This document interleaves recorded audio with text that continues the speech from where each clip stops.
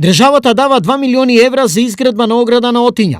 Ова е одговорот на поднесениот амандман на пратеникот Трајче Димков, со кој тој од Министерството за финансии и бара на Штип да му одобрат 3 милиони и 75 илјади денари.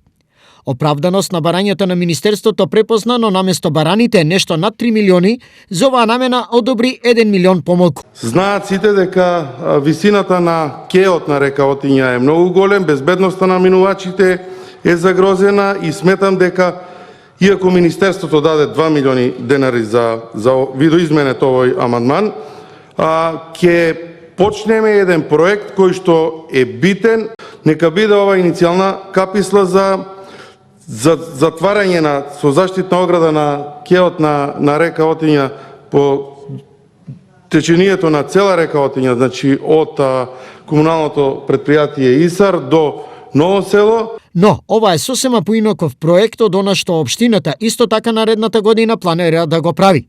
Според планот на општината, наредната година овде ќе се почне со изградба на конзоли за паркирање.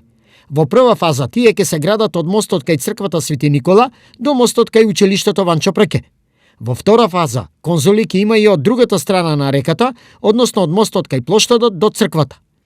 Дали евентуално веќе поставената ограда нема да значи пречка за изградба на втората фаза на конзолите? Имаме можност заради тоа што ние ќе пристапиме со реализација на конзолите од страна на улицата Васил Главинов, а амандманот е поднесен за другата страна на коритото на река Отиња, односно од трговскиот центар кон црквата Свети Никола, така што ние можеме да ја поставиме оградата. Тоа е монтажен објект кој што по изградбата на конзолите заедно со конзолите ќе биде преместена, така што идејата е во ред. Доколку се остварат најавите, тогаш од наредната година овој дел од коритото на Отиња ќе има целосно нов лик.